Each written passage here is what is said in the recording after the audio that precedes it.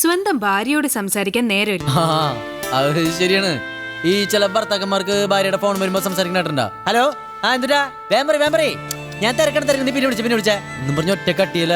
ഭാര്യമാരോട് സംസാരിക്കാൻ പോലും താല്പര്യമില്ല. CC അടച്ച് തീരാറായ എന്റെ അപ്പാപ്പനും അമ്മമ്മ ഇപ്പോഴും സംസാരിക്കും. ഡോക്ടറെ, ഇത് തന്നെയാണ് ഇവിടത്തെയും പ്രശ്നം എന്ന് എനിക്ക് തോന്നുന്നത്. അല്ലേ ചേച്ചി? തോന്നുന്നതല്ല എന്നെ, അത് തന്നെയാണ് പ്രശ്നം. ഒരു ദിവസം ഞാൻ 8 തവണ ഫോൺ ചെയ്തിട്ടും ബിസിയാണ്, പിന്നെ വിളിക്കാമെന്ന് പറഞ്ഞതല്ലാതെ വീട്ടിൽ തിരിച്ചു വന്നിട്ട് പോലും എന്തിനാ വിളിച്ചെന്ന് ചോദിച്ചില്ല. എന്ന് എപ്പ വിളിച്ചു എന്നത്തെ കാര്യം നീ പറയുന്ന ഗീതേ? നന്ദേട്ടാ, എനിക്കൊരു വിഷമം തോന്നിയ ആ വാക്കും എന്തിന് ആ ദിവസം വരെ എന്റെ മനസ്സിലുണ്ടാവും. ഓർത്തു വെക്കുന്ന എന്തിനാ? അപ്പ തന്നെ തുറന്നു പറയാൻ ശരിയാ ഡോക്ടറെ. അങ്ങനെ പറയാൻ പറ്റാത്തതിന്റെ കാരണം ഞാൻ നേരത്തെ പറഞ്ഞ ആ കമ്മ്യൂണിക്കേഷൻ ഗ്യാപ്പ്. അതും ശരിയാണ്. പല വീടുകളിലും 5-6 മണിക്കൂർ വഴക്കിടാൻ ഭാര്യ ഭർത്താക്കന്മാർക്ക് സമയമുണ്ട്. പക്ഷെ സ്നേഹത്തോടെ കുടുംബകാര്യം സംസാരിക്കാൻ അരമണിക്കൂർ പോലും സമയമില്ല. 5-6 പിള്ളേരൊക്കെ ഉണ്ടാവും, പക്ഷെ സംസാരം ഉണ്ടാവില്ല. രാധേ, നമുക്ക് നാളെ മുതൽ എന്റെ ഡാൻസ് ക്ലാസ്സിന് മുമ്പും ശേഷവും 1/2 മണിക്കൂർ വീതം സന്തോഷത്തോടെ സംസാരിക്കണം കേട്ടോ. സംസാരിക്കണം ചേച്ചി. ദിവസവും 1 മണിക്കൂറെങ്കിലും ഭാര്യയും ഭർത്താവും ചേർന്നിരുന്ന് മനസ്സ് തുറന്ന് സംസാരിക്കണം.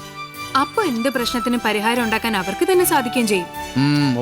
തൊട്ടടുത്തിരിക്കുന്ന ആളെ സ്നേഹിക്കാണ്ട് അമേരിക്കയിലെ പുതിയ ഫ്രണ്ടിന് ഉണ്ടായിക്കൊണ്ടിരിക്കുകയാണ് ഫേസ്ബുക്കിൽ കൂടെ. പിന്നെ ഇവിടെ സംസാരിക്കാൻ ടൈം. ഈ വക തിരിച്ചറിവൊക്കെ ആദ്യം നീ നിന്റെ ഡോക്ടർക്ക് പറഞ്ഞു കൊടുക്ക്. എന്റെ മോൾക്ക് കുടുംബകാര്യം പറയണമെങ്കിലേ അവനിരിക്കുന്ന ആശുപത്രി വരെ പോവേണ്ടി വരും. അതെ, ചിലപ്പോ പോകേണ്ടി വരും. നിങ്ങളുടെ ചൊൽപ്പടിക്കുന്ന നിങ്ങളുടെ പുറകെ നടക്കാൻ എന്നെ കിട്ടാത്തതിന്റെ ദേഷ്യമില്ലേ നിങ്ങൾക്ക്? അതിന് പറ്റിയ ഒരു തന്നെ അവിടെ ഉണ്ടല്ലോ. കണക്കായി പോയി. അമ്മായിയമ്മയെ സ്വന്തം അമ്മയെ പോലെ സ്നേഹിക്കണം ഞാൻ പഠിച്ചിട്ടുള്ളത്. അതിന് ഈ ഡോക്ടർമാർക്ക് സ്നേഹിക്കാൻ മനസ്സിലെ എവിടെയ സ്ഥലം? അവരുടെ മനസ്സ് മുഴുവൻ സിറിഞ്ചും കത്രികയും ബ്ലേഡും ഒക്കെ അല്ലേ? ഉണ്ടടോ, കത്രികയുടെയും സിറിഞ്ചിന്റെ ഇടയിൽ വേദന തിരിച്ചറിയാവുന്ന ഒരു മനസ്സ് ഞങ്ങൾക്കുണ്ട്.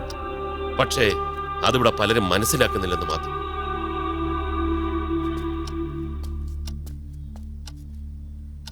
ചേച്ചി, ഇവിടെ പലർക്കും ദുർവാശിയാണ്. ഈ കുടുംബം തകരാനുള്ള പ്രധാന കാരണം തന്നെ ഈ ദുർവാശിക്കുന്താണ്. ഞാൻ പറയുന്നതാണ് ശരി, അല്ലെങ്കിൽ ഞാൻ പറയുന്നത് മാത്രം അനുസരിച്ച് ജീവിച്ചാ മതി. എന്നിട്ടോ അതിന്റെ പേരിൽ വഴക്ക്, ഇറങ്ങിപ്പോക്ക്, കേസ്, കോടതി, പിന്നെ വർഷങ്ങളോളം കോടതി വരാതെ ഇങ്ങനെ കയറി ഇറങ്ങി നടക്കുക. ചേച്ചിക്ക് അറിയോ, എന്നോട് ക്ഷമിക്കണം, അല്ലെങ്കിൽ ഞാൻ ചെയ്ത തെറ്റായിപ്പോയി എന്ന് മാത്രം പറഞ്ഞാൽ തീരാവുന്ന 10,000 കണക്കിന് കേസുകളുണ്ട് കോടതികളിൽ. കല്യാണവും പെട്ടെന്നുള്ള പ്രസവമൊക്കെ കഴിഞ്ഞ് ഉള്ള ആരോഗ്യം സൗന്ദര്യം ഒക്കെ നശിച്ച് ചെറുപ്രായത്തിലുള്ള അമ്മമാര് ഈ കുഞ്ഞുങ്ങളെയും പിടിച്ച് കോടതി വരാന്തയിൽ നിന്ന് കരയുന്നത് ഞാൻ കണ്ടിട്ടുണ്ട്.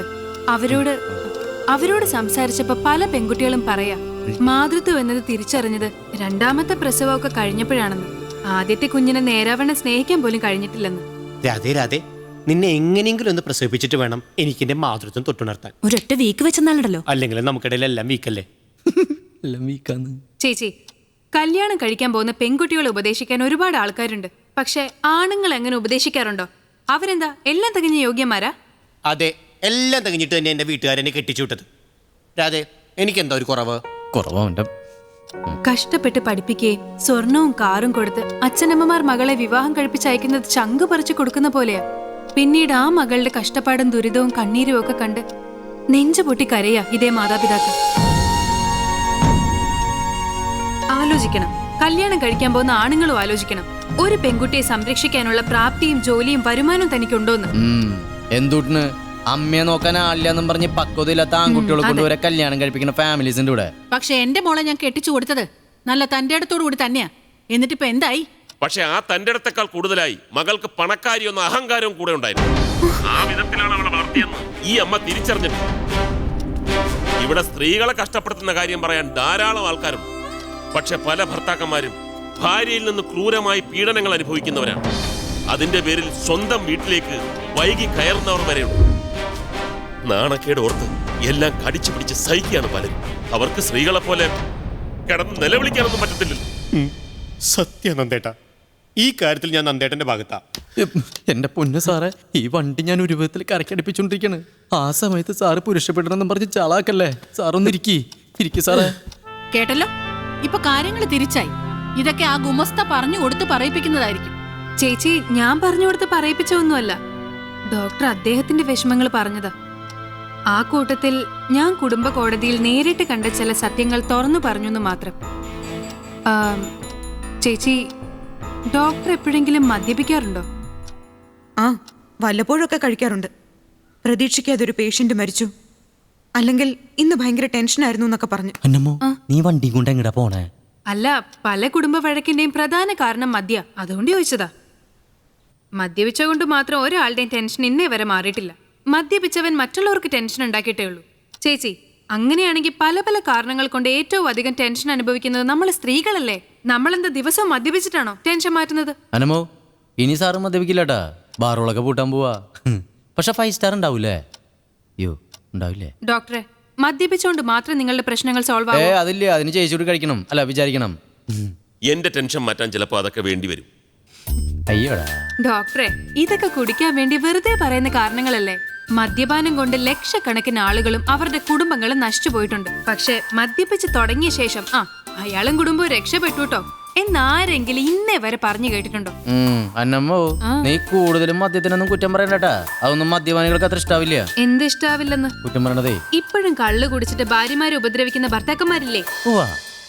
അതെ, ഇതിൽ എന്റെ കാര്യത്തിൽ ചെറിയ തിരുത്തുണ്ട് കേട്ടോ. എന്നിട്ടാവോ ഞാൻ കുടിച്ചൊന്നല്ലേ രാധ എന്നെ തല്ലാറ്. അപ്പൊ ആരാ നിരപരാധി? പറഞ്ഞു കൊടുക്കടി. പിന്നെ ചേച്ചി, ഭർത്താവിന് സമ്മതമല്ല എന്ന കാരണം കൊണ്ട് ഭാര്യയ്ക്ക് അവളുടെ സ്വന്തം അവകാശങ്ങൾ, അതായത് അവളുടെ വീട്ടിൽ പോവുക, അല്ലെങ്കിൽ അവളുടെ ബന്ധുക്കളെ കാണുക, അല്ലെങ്കിൽ ഏതെങ്കിലും കൂട്ടുകാരികളെ കാണാനുള്ള സ്വാതന്ത്ര്യം നിഷേധിക്കുക. നമ്മുടെ നിയമപ്രകാരം അത് ഗാർഹിക പീഡനോ? രാധെ, ഞാൻ എന്റെ വീടിന്റെ പടി കണ്ടിട്ട് എത്ര കാലായിന്നറിയോ? അപ്പൊ ഓണത്തിന് പോയതോ? അത് 3 കൊല്ലം മുമ്പല്ലേ. നോക്കിക്കോ, ഇനി മുതൽ കലണ്ടറിൽ ചുവന്ന അക്ഷരത്തിൽ കാണുന്ന എല്ലാ ദിവസവും ഞാൻ എന്റെ വീട്ടിൽ പോകും. അങ്ങനെ ഞാനൊരു മാതൃകാ ഭർത്താവാ. ഇപ്പൊ എവിടെയുണ്ടോ മാതൃകയാക്കാൻ പറ്റണ അപ്പനും അമ്മയുള്ള? അങ്ങനെ പറയടോ. ഇതൊക്കെ അടുത്തിരിക്കുന്ന ആ ഡോക്ടർ അദ്ദേഹം കേൾക്കുന്നുണ്ടോ ആവോ? ഹലോ ഹലോ, ഇത് ഞാനാ മേനോൻ. അതെ, രഘുരാമ വക്കീലിന്റെ നമ്പർ ഞാൻ SMS ചെയ്തിട്ടുണ്ട്. ഓ ശരി ശരി, ഞാൻ നോക്കിക്കോളാം. ആയിക്കോട്ടെ, ഓക്കെ. അതെ, ഈ ഡിവോഴ്സിന്റെ കാര്യമാണെങ്കിലേ എനിക്കും ചിലതൊക്കെ പറഞ്ഞു തരാനുണ്ട്. ഞാനിപ്പോ അതിന്റെ എക്സ്പെർട്ട് അല്ലയോ? ഹലോ, ഒന്ന് വെയിറ്റ് ചെയ്യൂട്ടോ. അമ്മായി വേറെ ഫോണിൽ സംസാരിച്ചോണ്ടിരിക്കുക. ശരി. ആ രഘുരാമൻ വക്കീലില്ലേ, അയാളുടെ നമ്പർ ചോദിച്ചോണ്ടിരിക്കുക. എന്താ? ഈശോയെ, രഘുരാമൻ വക്കീലോ? എന്തുട്രീ മാത്തു, രഘുരാമൻ സാർ ആളൊരു പുലിയാട്ടോ. അയാൾ ഈ കേസ് ഏറ്റെടുത്ത സംഗതി സീരിയസ് ആവും. എന്തുട്ടാ ഡൈവോഴ്സിന്റെ ആളാ? പിന്നെ അയാൾ അതിന്റെ സ്പെഷ്യലിസ്റ്റാ. അതിന്റെ സ്പെഷ്യലിസ്റ്റാന്ന്